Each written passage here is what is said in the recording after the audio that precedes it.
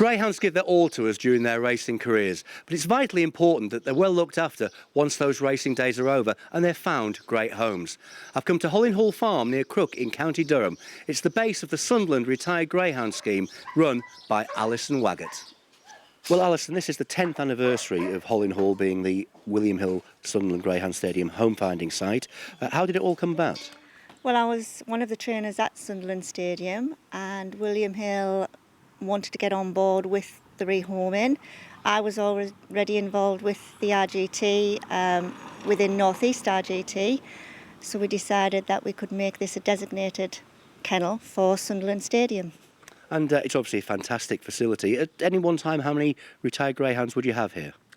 We can go up to 30 dogs because I like to keep them single so that people can view them independently, go into kennels with them, and the dogs are just more settled that way.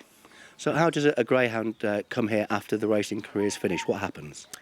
Usually the trainers would get in touch and let me know that they have the dog waiting to come in. It's then the dog would be neutered, ready to come into the scheme, and as soon as we have a space, that dog comes in. And you operate almost a halfway house policy here, sort of getting greyhounds ready to go into people's homes. Yes, the idea is obviously they come from the racing. We give them time to wind down and settle. It's a different setup. Well, you may notice it's quite quiet here compared to a racing kennel. So yes, it's a halfway house to get them out of the racing mentality and more set to go into family homes as pets. Well, when I first came here 11 years ago, we had a small band of RGT volunteers. They were doing a great job, but they just didn't have the resources either in time or finance. So quickly realised that we as an organisation, William Hill, needed to do something, and we needed to provide funding. I came up with the suggestion that we should have our own full-time set-up, so we needed to provide the funding to help set that up, and most importantly we needed to fully fund it moving forward. Very lucky to have Alison. We obviously knew Alison as a trainer, and just very lucky she fell into our lap. She's perfect for it. She does a fantastic job. I think we're now up to 700, just under 700 she's rehomed since she opened, so fantastic job.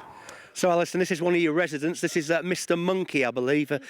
He was a 10-time winner for Harry Williams and Paddy Derwin at Newcastle and Sunderland. How long's he been here? He's been here almost 3 months now. And is he getting used to the surroundings? He is. He's settling in. He's a really happy, sociable boy, loves people. Just a nice, well-rounded dog, really. And it's well known that there's an awful lot of black dogs trying to get rehomed. Is it difficult? It's not so much difficult getting people to take the black dogs. I think it's just there's a huge number of black dogs. And of course, that makes some dogs difficult. It's hard for them to stand out in the number of blacks that are in a line. So occasionally you do get a black dog that sticks and you need to maybe present him in a different way. So here, Alison, we've got Sudi the Greyhound and Barney the Jack Russell. This isn't the first time they met, but it's pretty early in their relationship. They've met once before. Yes. And did you say that you do the first meeting inside normally? I do. Not probably the standard way most people would do it, an introduction of two dogs in one of the dogs' house. But for me it works best because the greyhounds, it can be a little bit more reserved because it's a whole new experience being in the house as well, so that tends to bring them down a little bit. And I can bring them into the house, just steady away, let them meet the Jack Russell. The Jack Russell's quite calm because he's not outside being, as Jack Russells are, giddy, and it works quite well. And we saw Sudi take a little bit of interest, but not too much. He was quite comfortable in the environment. Yeah, it's curiosity rather than any malice behind it, because at the end of the day, majority of greyhounds never see another breed until they leave the racing kennels. Obviously, retired greyhounds and welfare is hugely important.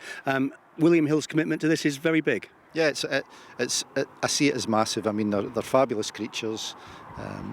We make a lot of money from them, and it's only right that we do absolutely everything in our power that we can.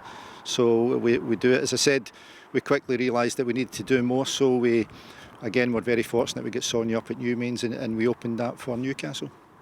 And going forward, you always have greyhounds who are going to be retiring at the end of their careers, but it must be good when families can go and see these greyhounds and see what wonderful animals they are. Yeah, Fantastic. I've been up to both centres.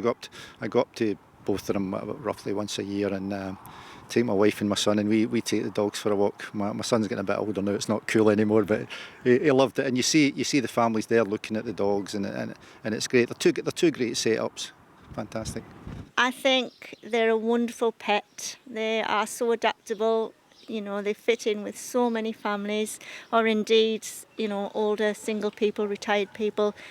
There really is a greyhound for everyone. They're so loving, so gentle. They just need that little time to acclimatise to their new situation. But ask anyone that's got one, they will probably tell you that once they've had a greyhound, that's the breed they stay with.